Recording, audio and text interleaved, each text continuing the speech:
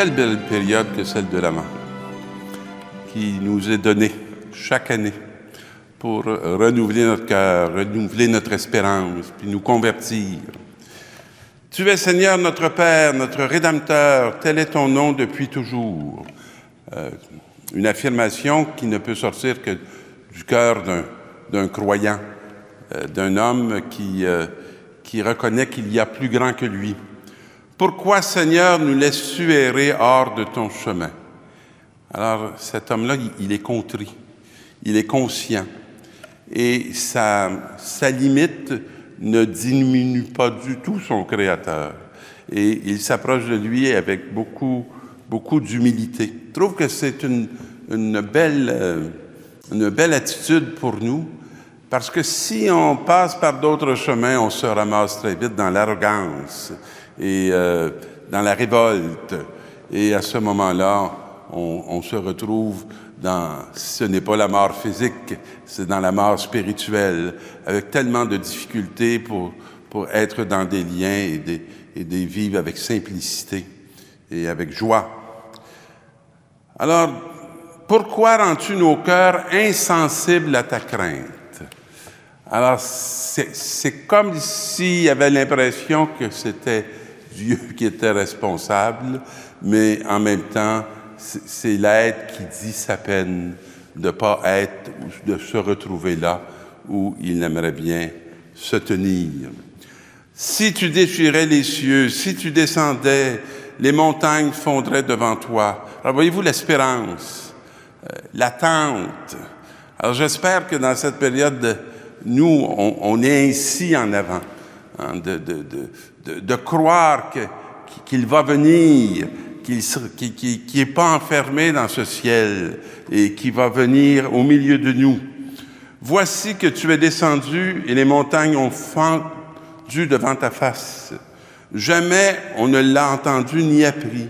Personne n'a vu un autre Dieu que toi agir ainsi envers l'homme qui espère en lui. C'est tout à fait une annonce d'une vision chrétienne qui se prépare. Parce que le Dieu des chrétiens n'est pas un Dieu d'en haut, mais il est vraiment un Dieu d'en bas. Et le Dieu des chrétiens, il est petit, il est étonnant. Lorsqu'on le saisit, lorsqu'on le touche, il est étonnant. Personne n'invoquait ton nom, nul ne se réveillait pour recourir à toi, car tu nous avais caché ton visage.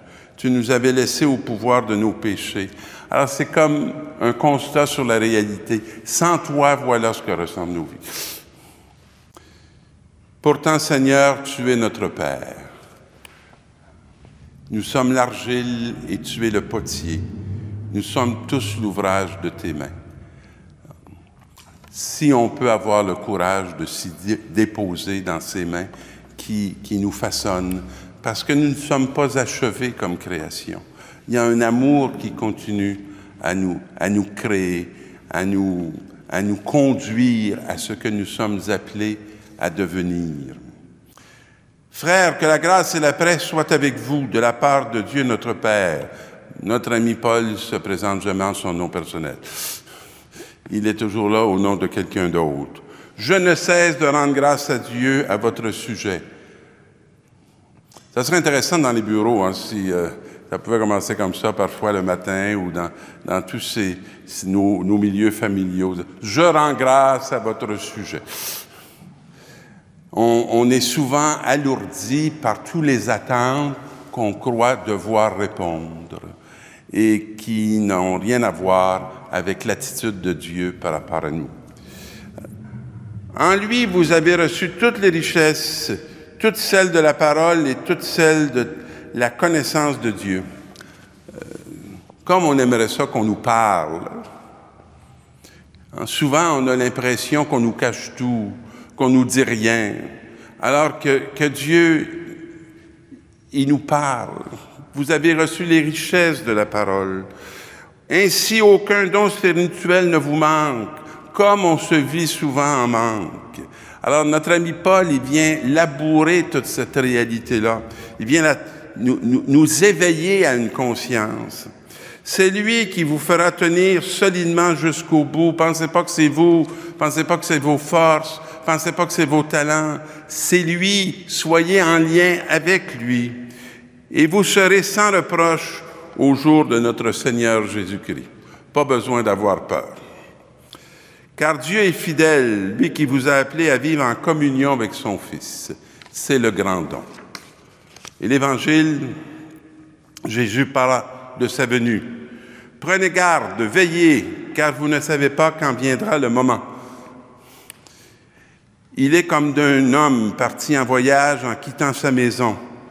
Il a donné tout pouvoir à ses serviteurs, fixé à chacun son travail et recommandé aux portiers de veiller.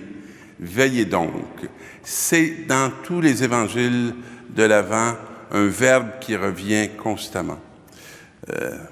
À l'aurore de célébrer mes 40 ans, j'ai la chance de pouvoir regarder 40 ans d'histoire. Entre ce que j'avais pu m'attendre et ce qui est advenu, non pas de par moi, mais de par la grâce de Dieu. L'incroyable, l'inattendu. Et cette joie d'avoir été surpris par le Seigneur et d'avoir été comme un portier qui a veillé pour voir ce qui se présentait à ma porte. Alors, j'aimerais remercier tous ceux qui se sont présentés à ma porte, tous ceux vers qui je croyais que j'étais d'abord envoyé pour annoncer une bonne nouvelle, mais qui venaient me porter cette bonne nouvelle et me révéler au nom du Seigneur à quoi il m'appelait et dans quelle communion il m'invitait à le trouver. Que ce temps soit pour vous l'occasion de revisiter votre histoire et de toucher sa présence. Bonne Avant.